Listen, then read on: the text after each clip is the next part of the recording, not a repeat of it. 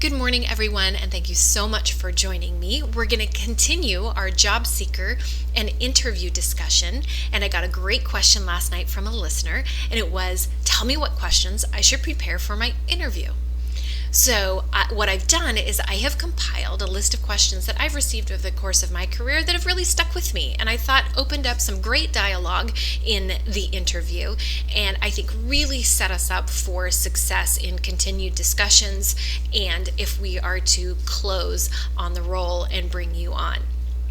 So the first note I have for you is do not be afraid to take notes. Whether it's over interview, video interview, or face-to-face, taking notes just shows me as an interviewer an entirely different level of commitment, engagement, interest. I mean, so many things are demonstrated in the activity of actively listening while you're in an interview. So do not be afraid to take notes.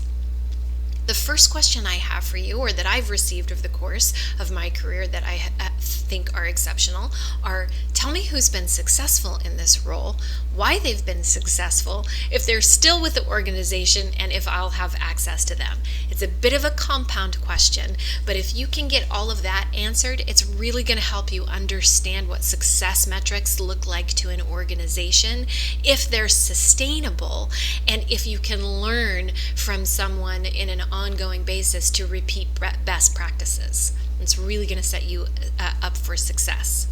The second and equally important question is tell me who's failed in this role before, why they've failed, why the interviewer thinks they may have failed, and you can sort of uncover any red flags that you might have as a candidate. Remember, this is a mutually beneficial relationship, so red flags are equally as important to the person being interviewed as they are to the interviewer.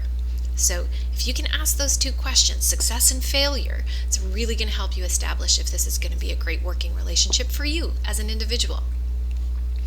The third and final question I've received is tell me what support you have for new employees and what ongoing support you have.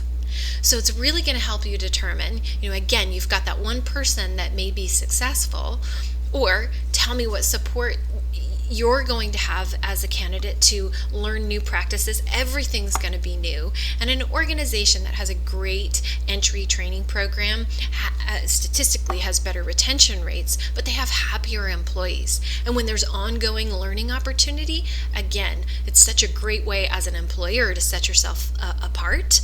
But as an employee, it's a great way, again, to continue to grow in your career and continue to grow in your role. So understanding what support is there when you get there and from an ongoing basis is really important and fundamental for you to understand, to really determine, is this going to be a great fit for you?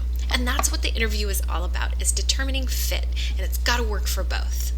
So those are our questions for today. Join me back here tomorrow as, again, we continue the Job Seeker series this week, and you guys make it a great day.